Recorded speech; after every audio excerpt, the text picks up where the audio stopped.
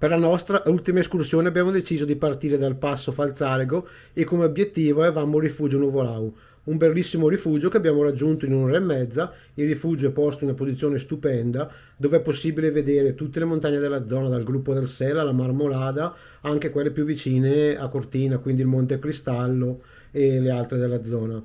Una volta pranzato in questo rifugio siamo ridiscesi in direzione del rifugio Scoiattoli. Lì un piccolo sentiero si stacca e permette di fare il giro delle Cinque Torri.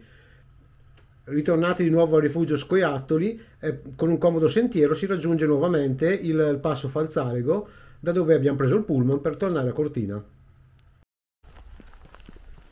Ultima cartuccia della nostra vacanza a Cortina. Siamo partiti dal passo Falzarego, faremo il giro delle Cinque Torri. Prima passiamo dal rifugio a Verau, rifugio Cinque Torri, scenderemo al rifugio Scoiattoli e poi torneremo al passo. Oggi ambiente dolomitico al top. A dopo!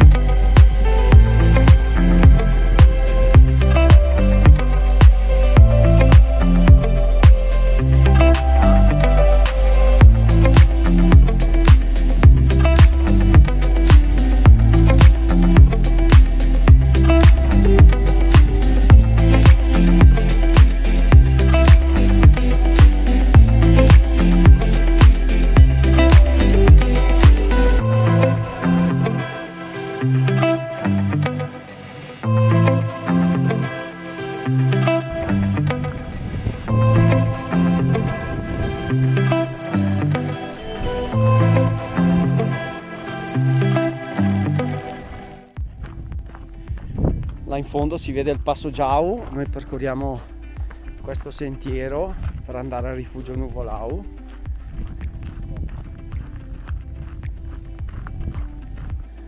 Siamo arrivati al rifugio Verau e abbiamo deciso di salire anche al Nuvolau, che non era preventivato nella nostra escursione perché non sapevamo le tempistiche e tutto quanto, e vediamo cosa ci aspetta.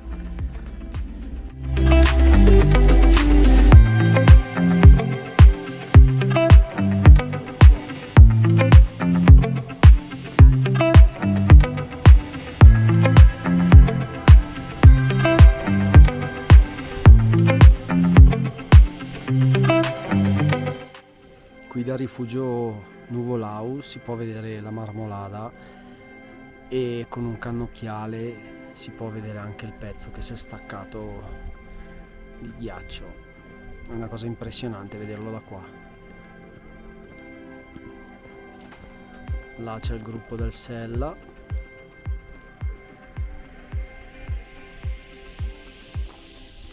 E lì c'è Marco.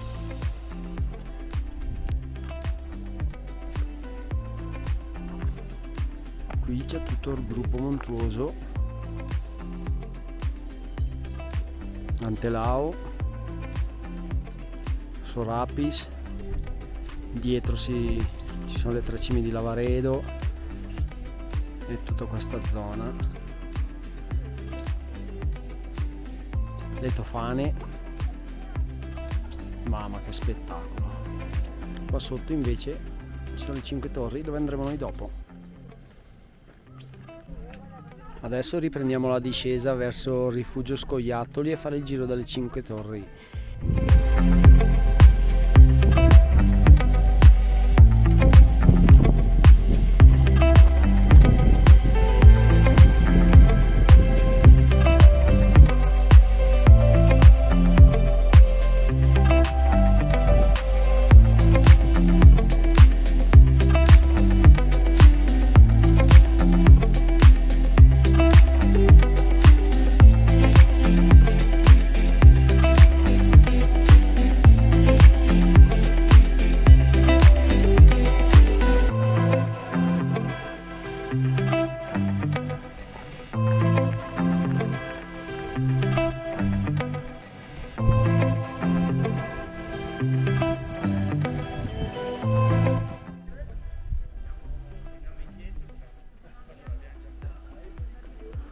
Qua c'è pieno di gente che fa arrampicata, gente che prende il sole in mezzo alle rocce.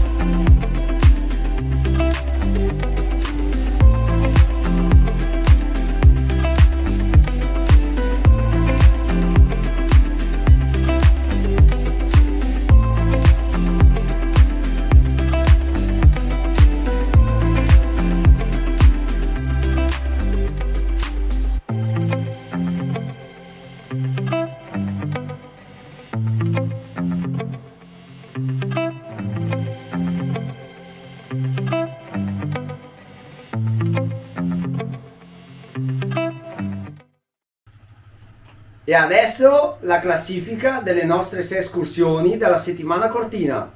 Cominciamo con Marco. Al numero 6, quindi ultima purtroppo per lei, dal lago di Misurina a Cortina.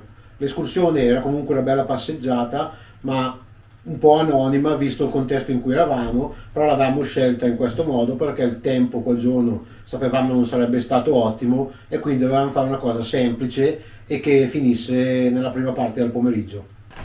Al quinto posto il lago Federa, un'escursione bella, anche un pochettino impegnativa, ma non più di tanto, più che altro per il dislivello, e una escursione pianificata così un po' all'ultimo momento.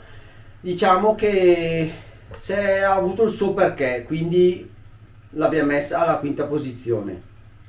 Alla quarta posizione il lago di Serapis, non devo spiegarvi troppo di cosa si tratta perché lo conoscete sicuramente tutti. A far sì che l'escursione si posizionasse in una bella posizione è stato, oltre al lago stesso, anche il percorso per arrivarci. Particolare, non per tutti, però veramente interessante. Al terzo posto in classifica, ebbene sì, il lago di Braies. L'abbiamo messo al terzo posto perché nonostante il lago è bellissimo, ma veramente bello, straconosciuto, straconsigliato, perché veramente, però una volta che si arriva lì il lago è tutto quello che c'è in giro. Noi abbiamo fatto una camminata partendo da Villa Bassa, che è un paese un po' più lontano diciamo dal lago, per non arrivare lì in pullman. Ha dato un po' di bellezza anche all'escursione, però se non c'era quell'escursione lì il bello del lago è appunto solo quello, quindi terzo posto. Seconda posizione, quindi posizioni calde, è Tre Cime di Lavaredo. Il posto è stupendo, lascia veramente senza fiato perché ci si arriva veramente sotto e sono dei bastioni rocciosi veramente importanti. L'unico limite che probabilmente non gli fa guadagnare la prima posizione è il fatto che girandoci intorno il paesaggio rischia dopo un po' di essere sempre molto simile, per quanto si veda angolazioni diverse, però è un po' sempre lo stesso. Però veramente stiamo parlando della seconda posizione, quindi ci è piaciuto.